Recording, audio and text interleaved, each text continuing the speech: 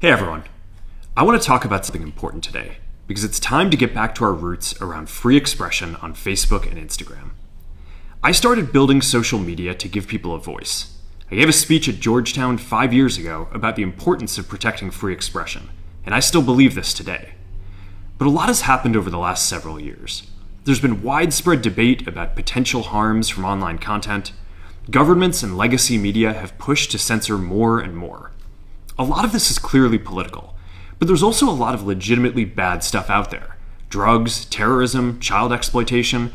These are things that we take very seriously, and I want to make sure that we handle responsibly. So we built a lot of complex systems to moderate content. But the problem with complex systems is they make mistakes. Even if they accidentally censor just 1% of posts, that's millions of people. And we've reached a point where it's just too many mistakes and too much censorship. The recent elections also feel like a cultural tipping point towards once again prioritizing speech. So we're going to get back to our roots and focus on reducing mistakes, simplifying our policies, and restoring free expression on our platforms. More specifically, here's what we're going to do.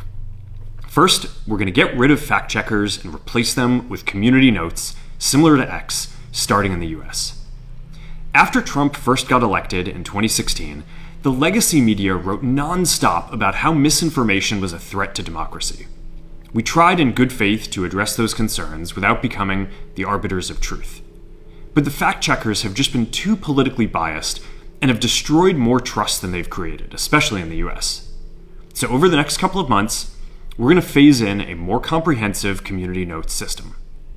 Second, we're going to simplify our content policies and get rid of a bunch of restrictions on topics like immigration and gender that are just out of touch with mainstream discourse. What started as a movement to be more inclusive has increasingly been used to shut down opinions and shut out people with different ideas, and it's gone too far. So I want to make sure that people can share their beliefs and experiences on our platforms. Third, we're changing how we enforce our policies to reduce the mistakes that account for the vast majority of censorship on our platforms. We used to have filters that scanned for any policy violation. Now, we're going to focus those filters on tackling illegal and high-severity violations. And for lower-severity violations, we're going to rely on someone reporting an issue before we take action. The problem is that the filters make mistakes, and they take down a lot of content that they shouldn't. So by dialing them back, we're going to dramatically reduce the amount of censorship on our platforms. We're also going to tune our content filters to require much higher confidence before taking down content. The reality is that this is a trade-off. It means we're going to catch less bad stuff, but we'll also reduce the number of innocent people's posts and accounts that we accidentally take down. Fourth, we're bringing back civic content. For a while, the community asked to see less politics because it was making people stressed. So we stopped recommending these posts. But it feels like we're in a new era now, and we're starting to get feedback that people want to see this content again.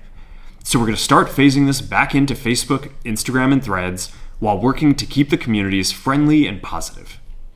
Fifth, we're going to move our trust and safety and content moderation teams out of California, and our US-based content review is going to be based in Texas. As we work to promote free expression, I think that it will help us build trust to do this work in places where there is less concern about the bias of our teams. Finally, we're going to work with President Trump to push back on governments around the world that are going after American companies and pushing to censor more. The US has the strongest constitutional protections for free expression in the world. Europe has an ever-increasing number of laws institutionalizing censorship and making it difficult to build anything innovative there. Latin American countries have secret courts that can order companies to quietly take things down. China has censored our apps from even working in the country. The only way that we can push back on this global trend is with the support of the US government. And that's why it's been so difficult over the past 4 years when even the US government has pushed for censorship. By going after us and other American companies, it has emboldened other governments to go even further. But now we have the opportunity to restore free expression, and I am excited to take it. It'll take time to get this right, and these are complex systems. They're never going to be perfect. There's also a lot of illegal stuff that we still need to work very hard to remove.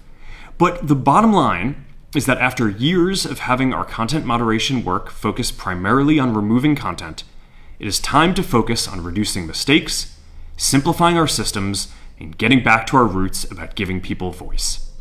I'm looking forward to this next chapter. Stay good out there, and more to come soon.